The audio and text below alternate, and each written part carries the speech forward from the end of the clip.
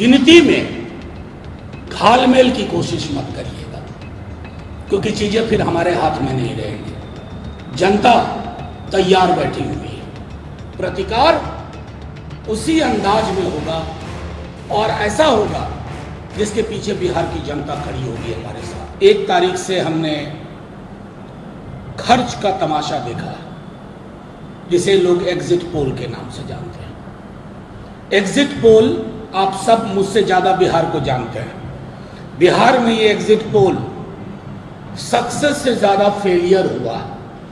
मैं नाम नहीं लूंगा एग्जिट पोल करने वालों का, इसलिए कि बड़ा पैसा लगता है, पीएमओ तक दिलचस्पी लेता है। दिलचस्पी ही क्यों लेता है, पैसे से भी मदद करता है। और जाहिर है खर्च का ये उत्सव अगर किसी ने तय किया है तो उसको मुबारक, क्योंकि इससे बाजार भी जुड़ा हुआ है। कुछ लोगों ने इस नकली एग्जिट पोल के नाम पर करोड़ों अरबों कमा लिए होंगे। उनकी कमाई से हमारा कोई विरोध नहीं है, आप प्रसन्न रहिए। 4 जून की दोपहर 12 बजे तक आपको प्रसन्न रहने का अधिकार है, आप प्रसन्न रहिए। आज हम सब, कल दिल्ली में आज हम सब चुनाव आयोग के पास गए थे। हमने चुनाव आयोग से ये दरखास्त की है और वो दरखास्त साक्ष्य के आधार पर की है कि पोस्टल बैलेट को लेकर के हमें 2020 वाले फरेब की अगर संभावना कहीं दिखी, आहट भी दिखी, तो प्रतिकार इस बार 20 वाला नहीं होगा। प्रतिकार उसी अंदाज में होगा और ऐसा होगा जिसके पीछे बिहार की जनता खड़ी होगी हमारे साथ, क्योंकि पोस्टल बैलेट बड़ी संख्या में आया है। और आप सब जानते हैं पोस्टल बैलेट किनका होता है। वो उनका होता है जो बदलाव महसूस कर पाते हैं या बदलाव चाहते हैं। आपने 2020 की विधानसभा में देखा था पोस्टल बैलेट का, और कैसे, मैं बार बार कह रहा हूं कि स्मरण रहे पूरे देश में शक्ति सिंह यादव उदाहरण बन गए थे कि कैसे बेईमानी से हराया जाता है। जीत का प्रमाण पत्र लेने के लिए कहा गया था कि बैठे रहिए, और बाद में घालमेल करके तो हमने सख्त बात कर दी है कि पोस्टल बैलेट की गिनती हो, उस गिनती का समायोजन हो, और उसके बारे में ना नुकुर वाली टेंडेंसी नहीं चलेगी। हर चरण की मतगणना के बाद जब तक वो सारे कैंडिडेट को सेटिस्फाई ना कर पाए, अब मैं दोबारा दोहरा रहा हूं, हर चरण की, मान लीजिए किसी क्षेत्र में 22 राउंड होना है, 1 राउंड मतगणना हुई, सारे कैंडिडेट के आंकड़े जब तक अपलोड ना हो जाए, सबकी संतुष्टि से ना हो जाए, तब तक दूसरे चरण की मतगणना में प्रवेश नहीं करना है। फिर दूसरा चरण हो जाए और उसी प्रक्रिया के अधीन हो तो फिर तीसरे चरण में जाना है। कहीं भी 17C फॉर्म आप सब जानते हैं, कई कैंडिडेट्स को 17C फॉर्म नहीं दिया गया। ये बात हमने चुनाव आयोग में भी कही है कि नहीं दिया गया 17C। ये महत्वपूर्ण आंकड़ा होता है कि उस बूथ पर चुनाव की समाप्ति के पश्चात कितने वोट पड़े और उस पर सबके हस्ताक्षर होते हैं। उससे ज्यादा प्रामाणिक कुछ भी नहीं होता है। अगर वो प्रामाणिक दस्तावेज उपलब्ध नहीं कराया गया है हजारों बूथों पर, तो जब मतगणना शुरू हो, स्ट्रांग रूम से कंट्रोल यूनिट और बैलेट यूनिट को बाहर लाया जाए। या तो आप उसकी तस्वीर खींचने की इजाजत दीजिए, या उस वक्त आप वो फॉर्म प्रपत्र मुहैया कराइए कि बूथ नंबर 1 पर 883 वोट गिरे, शाम 6:30 सबके हस्ताक्षर हो, वो कॉपी आप फोटोकॉपी उसकी उपलब्ध कराइए।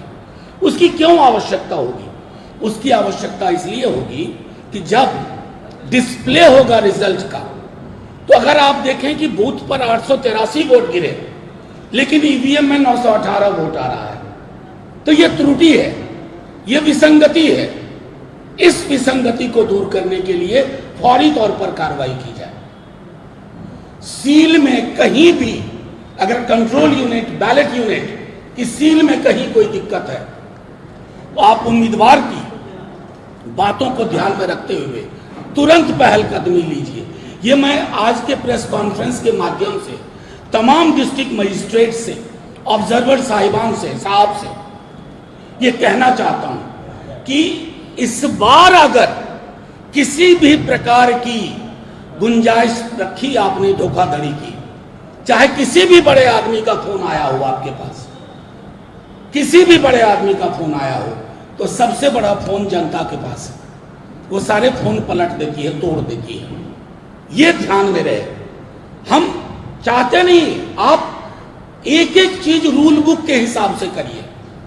कानून की किताब में, इलेक्शन मैनुअल में 1961 की जो प्रावधान है उसके आलोक में आप एक एक चीज, चाहे 17C का हो, काउंटिंग के हर चरण का मामला हो, या 17C में जैसे अब डिस्प्ले में आ गया कि इसको 400 वोट ए को, बी को 320 वोट, सी को 80 वोट, डी को 40 वोट, ये जब तक लोग नोट ना कर ले काउंटिंग एजेंट और संतुष्टि के साथ नोट ना कर ले, आवश्यक हो तो आप फिर से डिस्प्ले बटन दबाइए रिजल्ट का, ताकि जिन्होंने नोट नहीं किया है वो नोट कर पाए। ये सारी चीजें हमने चुनाव आयोग को भी कही हैं, लिखित में दिया, मौखिक रूप से हम सब गए थे, हमने अपनी बात रखी। बस इतना बताना चाहते हैं कि एग्जिट पोल के मनोवैज्ञानिक ट्रिक में बिहार की जनता हंसने वाली नहीं है। हमने जनता का सर्वे देखा है, तेजस्वी यादव का बिहार में कैंपेन देखा है। एक तरफ नौकरी, गैस सिलेंडर 500 रुपए, महिलाओं को 1 लाख रुपए, सेना की पूर्ववर्ती बहाली, रेलवे की नियुक्तियां, दूसरी तरफ भैंस खोल लेगा, मंगलसूत्र छीन लेगा, बिजलियां काट देगा, टोटी तोड़ लेगा, मुजरा करेगा। ये दो विमर्श का चुनाव था, दो विमर्श का चुनाव। और बिहार की जेपी कर्पूरी वाली जनता तेजस्वी यादव के नेतृत्व में, जो पूरे महागठबंधन ने, लेफ्ट पार्टीज ने, वीआईपी ने, कांग्रेस ने, आरजेडी ने जो कैंपेन लॉन्च किया, उस कैंपेन के आधार पर मिनिमम, हमारे साथी शक्ति जी तो आगे, मिनिमम 25+ सीट हम जीतने जा रहे हैं। और ये आपको कल दोपहर तक पता चल जाएगा। ये भी पता चल जाएगा, आप देख रहे हैं कि कुछ चैनल्स अपने एग्जिट पोल के आंकड़े को एक दिन के बाद एडजस्ट कर रहे हैं। ये एडजस्टमेंट क्यों हो रहा है? वो धीरे धीरे हो सकता है शाम तक और एडजस्ट हो, और कल तो पूरा एडजस्ट हो जाएगा जब आंकड़े आ जाएंगे। इस 3 दिन में जिसको पैसे कमाने थे कमा चुका, जिनको गंवाने थे गंवा चुका, और 3 दिन तक प्रसन्न रहे। आखिर में फिर यही कहूंगा आपके माध्यम से, तमाम जो लोग जो काउंटिंग के रिस्पॉन्सिबल अथॉरिटी हैं, जो रिटर्निंग ऑफिसर हैं, ऑब्जर्वर्स हैं, उन सब से, AROs हैं, उन सब से आग्रह है। कल सुप्रीम कोर्ट इलेक्शन कमीशन का वो भी आ गया। कई जगह शिकायत मिल रही थी कि RO के टेबल पर काउंटिंग एजेंट नहीं देंगे। हमने वो लड़ाई भी जीती है। हर जगह काउंटिंग एजेंट होगा, हर जगह। और जब तक संतुष्ट ना हो जाए गिनती को, तब तक बात आगे नहीं बढ़ेगी। तो तमाम लोगों से फिर अपील करता हूं, DM साहब से, ARO, RO, सबसे, गिनती में घालमेल की कोशिश मत करिएगा, क्योंकि चीजें फिर हमारे हाथ में नहीं रहेंगी। जनता तैयार बैठी हुई है, जनता तय करेगी क्या करना है, प्रतिकार का स्वरूप क्या होगा।